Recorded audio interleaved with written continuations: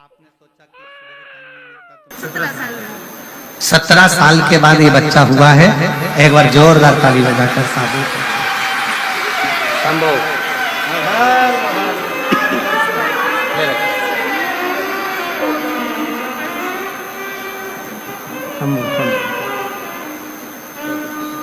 रोते नहीं, आवाज आंसू पोत कर लो।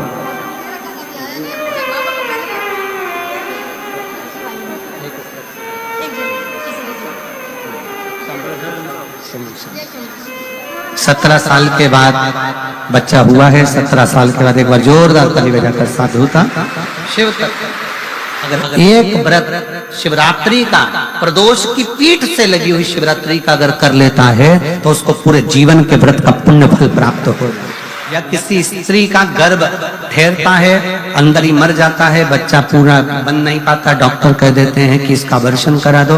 उस समय पर बहुत ध्यान दीजिएगा कि बेलपत्र के वृक्ष के नीचे की मिट्टी, बेलपत्र के वृक्ष के नीचे की मिट्टी, उस मिट्टी का स्पर्श मात्र उसकी रज अगर पेट पर लगाना प्रारंभ करा जाए या बेलपत्र के वृक्ष की मिट्टी को गीला कर कर अगर मस्तक पर तिलक भी करना प्रारंभ करा जाए तो उधर से जुड़ी हुई प्रॉब्लम समाप्त होती चली जाती है, गांठ भी धीरे धीरे गलना प्रारंभ हो जाती।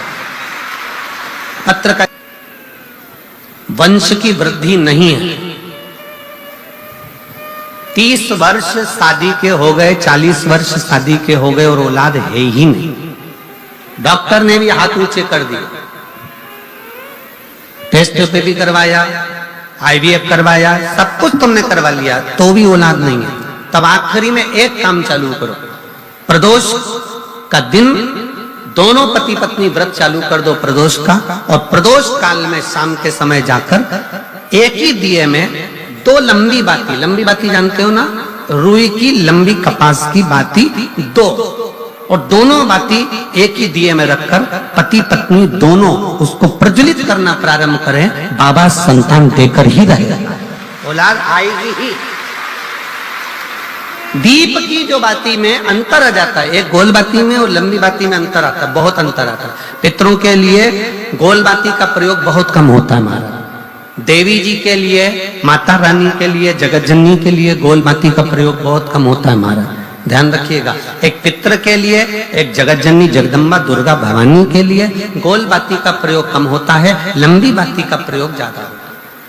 क्यों? क्योंकि हमारे घर के कुल देवी और हमारे घर के पितर हमारे वंश की वृद्धि करें, इसलिए लंबी बाती रखी जाती है, जिससे हमारा वंश बहुत लंबा चले, बहुत उन्नति की ओर बढ़े, इसलिए लंबी बाती का प्रयोग किया। शिव महापुराण की कथा कहती है 5 जगह पर हमारा जलाया गया एक दीप जो प्रदोष के दिन प्रदोष काल में लगाया जाता है, 5 जगह पर भारी पड़ता है। पहले नंबर पर जम के बोलते जाओ, काल सर्पदोष। दूसरे नंबर पर पितृदोष। तीसरे नंबर पर घर का वास्तु दोष। हमारे घर में कितना भी वास्तु दोष है, कोई ने कह दिया यहाँ बाथरूम नहीं बनना थी, यहाँ पर शौचालय नहीं बनना था, यहाँ सीढ़ी नहीं बनना थी, वो सीढ़ी वहां बनना थी, ये सीढ़ी वहां बनना थी। तुम पूरा घर तोड़वा के देख लो, उसके बाद में जैसा वास्तु वाले वैसा करा कर देख लो, उसके बाद भी तुमको शांति नहीं मिले तो समझ लेना कि तुम्हारे घर में अब वास्तु दोष तो तुमने दिखाकर समाप्त कर लिया, फिर भी वो समाप्त नहीं हो रहा तो प्रदोष काल का लगाया गया प्रदोष के समय का दिया आखिरी में वास्तु दोष को भी समाप्त कर देता है और उसमें भी फल प्रदान करता है। काल सर्प दोष, पितृदोष, वास्तु दोष। चौथे नंबर पर 1 रुपया कमाया, 1.25 रुपए खर्च हुआ, पैसा आया गया। ये चौथे नंबर का व्यापार में थोड़े दिन दुकान अच्छी चली, थोड़े दिन बैठ गए, थोड़े दिन काम चला, थोड़े दिन बैठ गए, गाड़ी चली थोड़े दिन फिर बैठ गए, अर्थात हमारी फैक्ट्री थोड़े दिन चली फिर बैठ गए, कहीं ना कहीं तकलीफ, थोड़े दिन खाते थोड़े दिन रोते वाला चल रहा है। तो प्रदोष काल का, प्रदोष के समय का दिया इस दुख को समाप्त कर कर रेगुलर एक जैसी सांझी, एक जैसी लक्ष्मी की वृद्धि करते चले जाए, प्रदोष काल का। और 5वें नंबर का प्रदोष काल का दिया, प्रदोष समय का दिया 5वें नंबर पर रोग का निवारण का, रोग निवारण।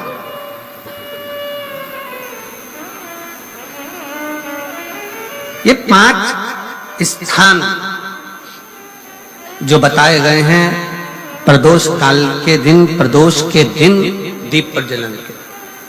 और अब की बार की जो शिवरात्रि आ रही है, बाबा देवादिदेव महादेव की बड़ी कृपा है उस पर, बहुत करुणा।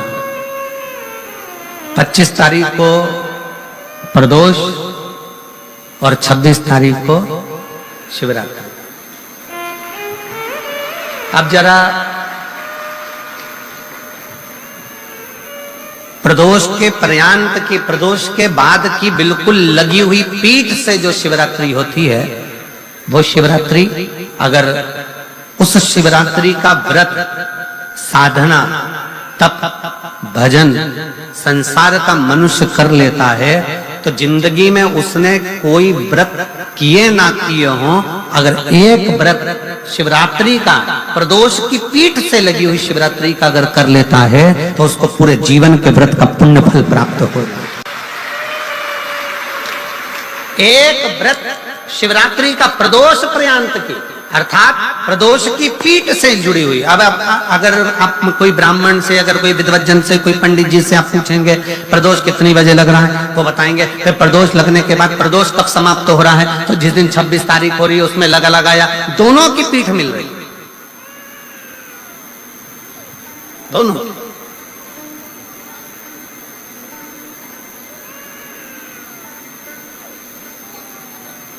करो व्रत। आपने कितनी भी एकादशी के व्रत करे हो, कितनी भी द्वादशी के व्रत करे हो, कितनी भी चतुर्थी व्रत करे हो, कितनी भी तीज व्रत करे हो, कितनी भी अष्टमी का व्रत करा हो, कितनी भी नवरात्रि के व्रत करा हो, कितनी भी तीज का व्रत करा हो, चाहे दुनिया के कितने भी व्रत आपने करे हो, अगर आपने एक महाशिवरात्रि का व्रत नहीं करा तो कोई व्रत का पुण्य फल आपके खाते के अंतर्गत आ नहीं पाता।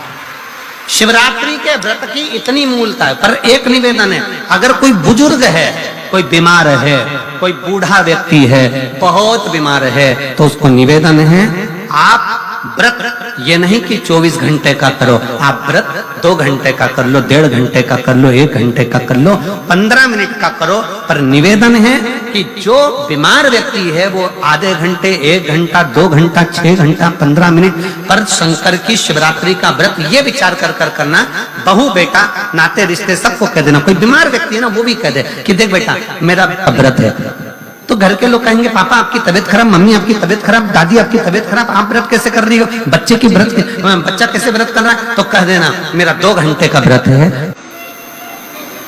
3 स्थान का स्पर्श रोग का निवारण कर देता है।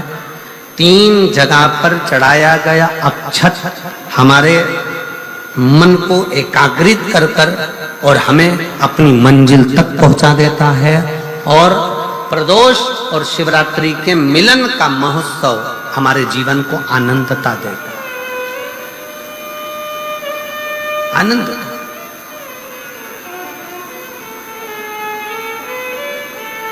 क्या सुख है।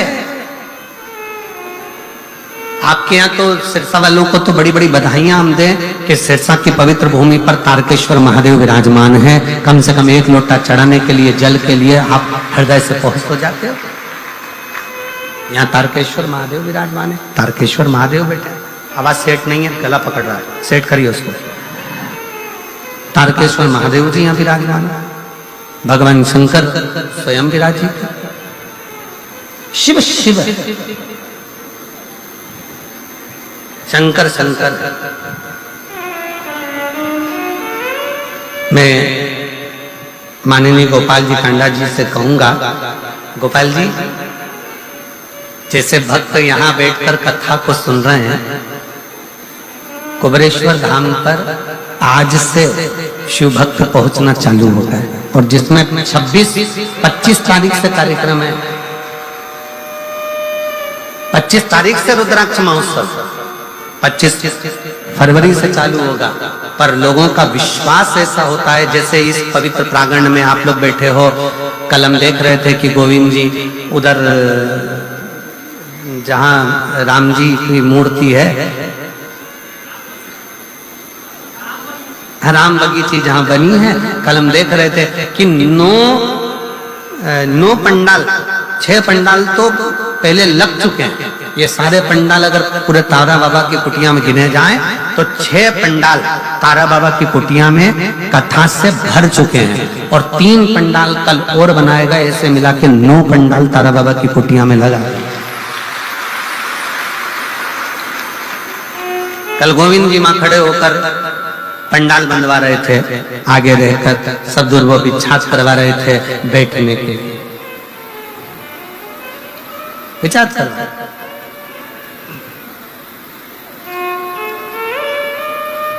और कितना समर्पण।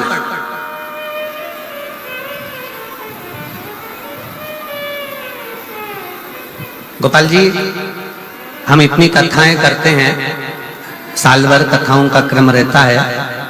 सूरत कथा करी, उसके दूसरे दिन साकरी कथा हो गई, साकरी के दूसरे दिन छत्तीसगढ़ कथा हो गई, छत्तीसगढ़ कथा के बाद दूसरे दिन प्रयागराज कथा हो गई, प्रयागराज के दूसरे दिन सिरसा कथा हो गई, सिरसा के दूसरे दिन सीहोर कथा हो जाएगी, सीहोर के दूसरे दिन भटिंडा पंजाब कथा हो जाएगी, भटिंडा पंजाब के दूसरे दिन फिर महाराष्ट्र कथा हो। कथा रोज चलती, पर तारा बाबा की कुटिया में जो व्यवस्थाएं देखने को मिलती है कि जिनके पास में अगर ओढ़ने का कम्बल भी नहीं होता है ना, तो रात्रि के समय पर उनको देखकर उनके तन पर कम्बल भी उड़ा दिया जाता है कि इसको आप आराम से सो।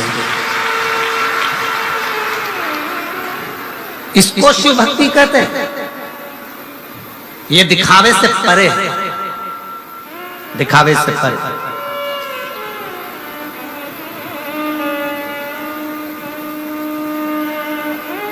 इसी को शिव तत्व कहता है। जरूर करूंगा, आप चिंता मत करना। आप मेरे बाबा की कथा को ग्रहण करने के लिए आए। मेरा शंकर कथा के माध्यम से हमने फिर कहेंगे, ये शिव महापुराण केवल पोथी नहीं है, ये मेरे शंकर का एक अंश स्वरूप है। जब हम कथा सुनते हैं, श्री शिवाय नमस्तुभ्यम बोलते हैं, बोलने के बाद जब हम मौन हो जाते हैं, उस समय पर आपका दुख काटने के लिए मेरा शंकर आपके कर्ण से प्रवेश कर कर आपके हृदय में बैठकर आपके घर तक जाकर आपके दुख को काट देता। ये दुनिया लोग कहते कि कथा है, दुनिया की दृष्टि में लोग कहते हैं कि ये शिव पुराण है। हमारी दृष्टि में ये कथा नहीं है, हमारी दृष्टि में तो हमारा शंकर है, हमारा शिव है।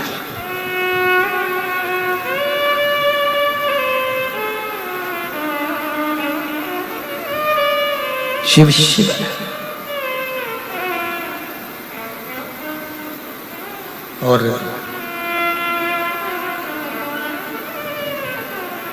जो दिल से मांग लिया, जिसने दिल से कह दिया, जिसने दिल से पुकार लिया, शिव आ गए।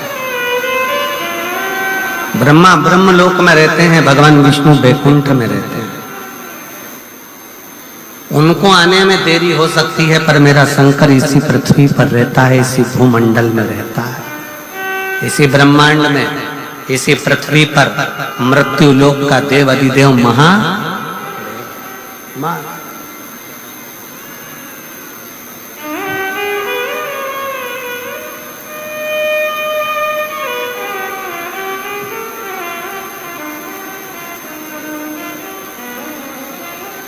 गोपाल जी, लोग कहते हैं गुरुजी आप वहां कैलाश मानसरोवर की यात्रा करे हो कि नहीं करे हो? आप कभी कैलाश गए हो? हम नहीं, महाराज जी हम नहीं।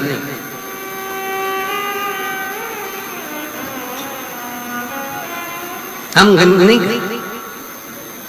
कहा आप इतने बड़े शंकर जी का गुणगान करते हो और आप कैलाश नहीं गए? हमने कहा वो कैलाश वाला खुद शिव महापुराण की कथा में रोज आता है और रोज भक्तों का दुख काट कर जाता है, प्रतिदिन आता है। लोग कहते हैं कि शिव महापुराण सुनने के लिए केवल शिव भक्त आते हैं, पर हमारा विश्वास कहता है कथा के पंडाल में जिस स्थान पर शिव पुराण की कथा होती है, उस स्थान पर, उस पुराण की साक्षी में, शिव महापुराण में 7 दिन लगातार रोज प्रतिदिन मेरा शंकर। स्वयं शिव पुराण में लिखा, शिव महापुराण के उमाखंड में भगवान शंकर कहते हैं। और जिस समय पर शिव महापुराण की विद्येश्वर संहिता में वर्णन किया, तुमरुका जी कथा कहते हैं, ईश्वर जी और गोरा जी, शंकर जी और पार्वती जी यजमान बनते हैं।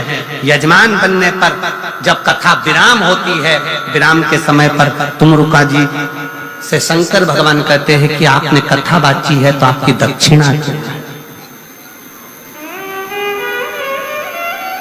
आपने कथा बाची है तो आपकी दक्षिणा क्या है? तब उस समय पर तुमरुका जी कहते हैं भगवान शंकर जी से, ईश्वर जी गोरा जी से, हमको अगर दक्षिणा देना है मेरे विश्वनाथ, तो दक्षिणा ऐसे दीजिए कि जिस स्थान पर शिव महापुराण की कथा हो, आप कैलाश और काशी छोड़कर उस स्थान पर 7 दिन विश्राम